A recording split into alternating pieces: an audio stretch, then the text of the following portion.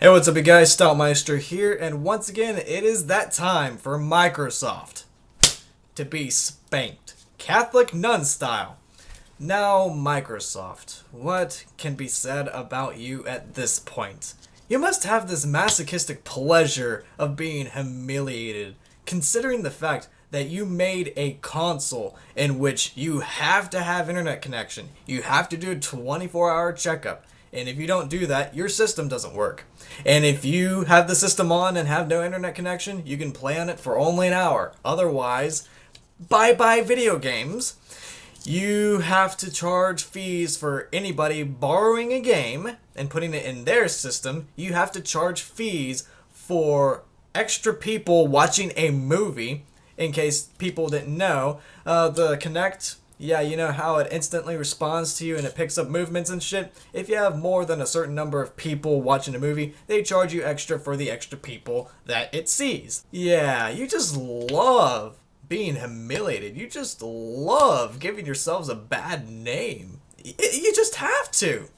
And especially with this news that came out about you not even running the Xbox One to show off the graphics and selling it off as the Xbox One, lying to your customers, trying to pass off that the Xbox One is a revolutionary gaming and entertainment console, which mainly focuses on television, sports. EA Sports, Madden Football 2014, Call of Duty.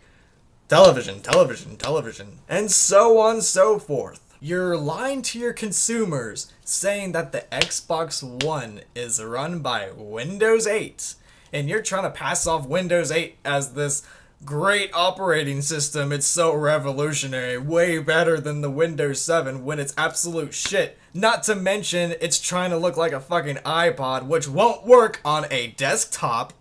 And not to mention, you're just trying to make it sound way more than what it really is. And let's dive into this article a little more to see what kind of computer was used at the E3 conference. Microsoft made sure that they were running on the most stable system specs available on the market, and in some cases, that may have been an HP-powered Windows 7 system with Nevada's, I'm sorry if I fuck up the pronunciation of that, but fuck it, 700 series GTX GPU.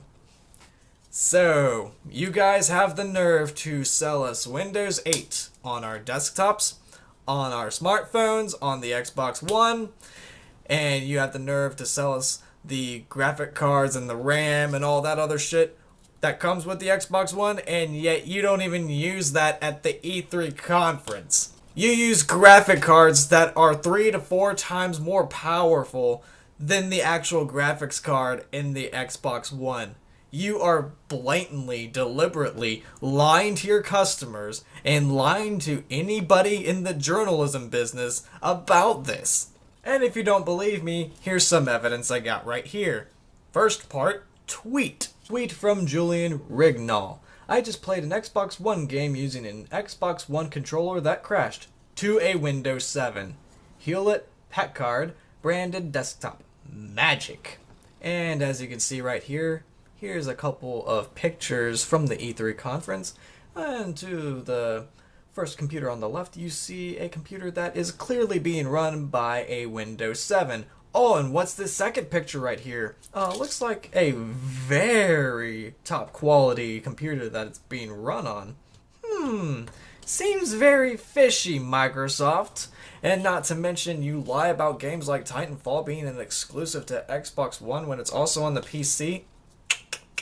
Shame on you guys. You must love getting spanked by Sony and Nintendo and the PC. And I know the PC can whip all the consoles' asses, but let's face it, anything is better than Microsoft at this point. If you support Microsoft's Xbox One after the shit that came out about it, then you are deluded.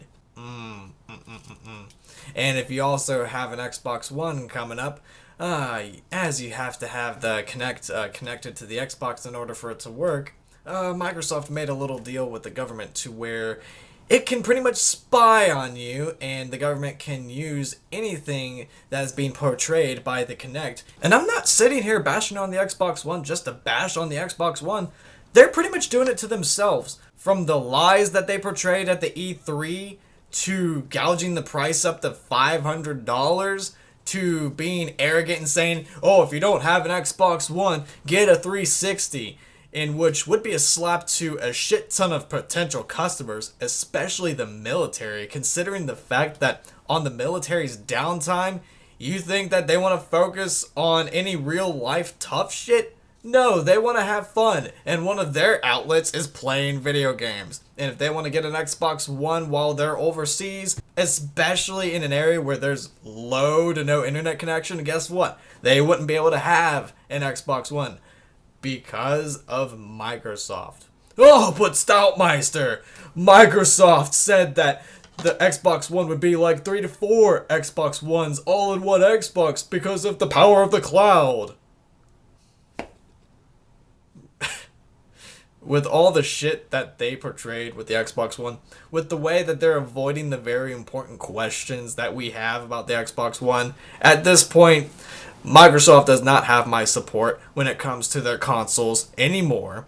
And if you support Microsoft when it comes to consoles, then you are a vermin among the gaming community. You don't respect privacy laws. You pretty much don't have respect for anything decent. That's all I pretty much have to say about this.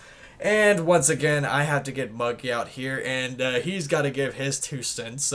La-di-da-di-da, shut the fuck up, get your heads out of your asses, stop being so goddamn greedy, stop being a vermin among the gaming community, so on and so forth, and cheers, motherfuckers!